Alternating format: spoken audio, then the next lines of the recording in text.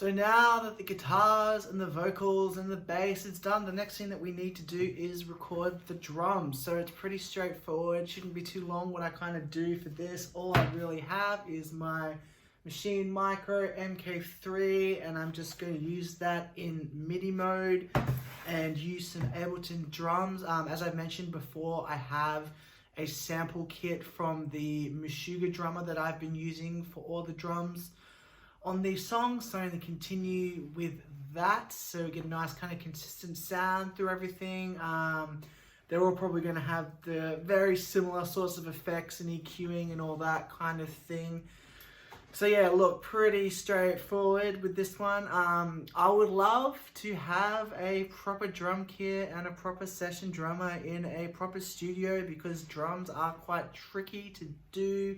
But doing it that way is very time consuming and very expensive, and I don't really have access to that, so I'm just going to stumble my way through it and make use of samples. So with these sorts of songs, I was a bit apprehensive doing it that way, but if you spend a lot of time kind of quantizing everything, getting like a nice kind of humanistic feel, you can't really notice too much.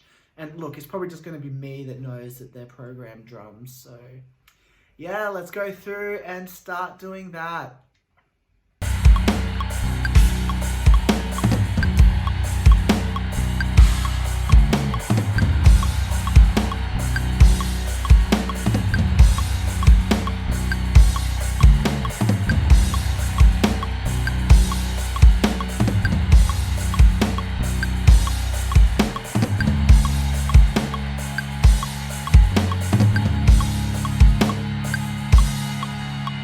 Okay, so it's been a couple of days. I've been pretty distracted and haven't really been working on this song as much as I probably should be, but that's alright. We're back again at it now, so the drums are finished, more or less. So, look, this is a pretty short video. It's not really a whole bunch to go over. What you kind of saw, I just kind of tap it out, then I just go in there and kind of quantize everything, maybe add a bit of a groove to it, just getting everything sounding clean and kind of humanistic is important for these sorts of songs as well. Otherwise it's overly robotic and you don't really want that. So look, I kind of took a few takes of this song. At first I was kind of overcomplicating the rhythms, kind of adding in too much, so I kind of just went back and stripped it out and made it a bit more simple, which I think kind of works a lot better for this song. So yeah, they're all kind of done, all the parts are done. So I'll just give you a quick run through of how I've kind of built it up throughout it. So we'll just kind of look at the first part of the song, and the rest of it kind of follows suit to that. So yeah, let's have a quick listen to the drums just by themselves.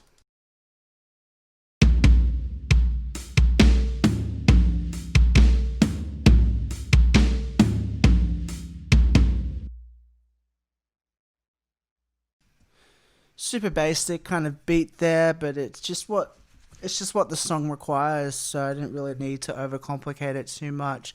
But to kind of give it a bit more life and a bit more feeling, there's a few little things that I have done and kind of added underneath that. So the first thing that I have got is this track here.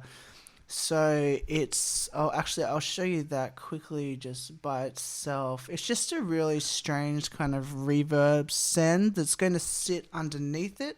Just gives it like a weird kind of movement. So have a listen to this.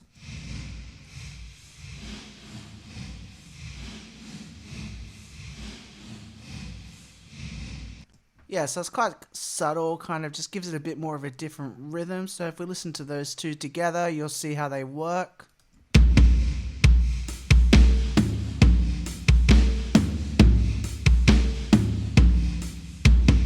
So yeah, it just gives it a little bit more life, which is what it kind of needs, but it's still quite subtle. And the last thing that I have done is a new thing. So I ran the audio out of the ID4 into my modular system and kind of ran it through a few different modules just to give it a bit more kind of feel and just kind of a lot of saturation. So the main one that I was using was the make noise function, and that kind of worked pretty well for what I was trying to achieve. So if you kind of have a listen to it by itself, it's not really usable as such, but once it's in there underneath everything, it's going to give it a nice bit of grit and kind of rhythm. So this also has a side chain compressor on it, which is just coming from a straight drum kick there, just to kind of suck it in and out. So we'll listen to that by itself, and then we'll put it on with everything together. Oh yeah, maybe we'll turn this one off. Here we go.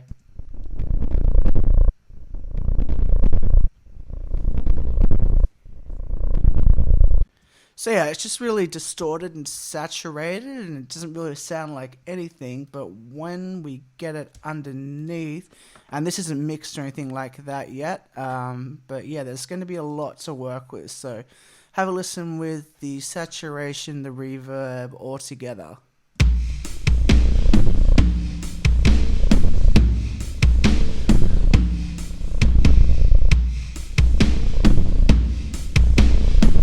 So yeah, like I said before, the reverb and the saturation is there. It's just trying to give it a bit more movement, a bit more grit, kind of sitting underneath everything.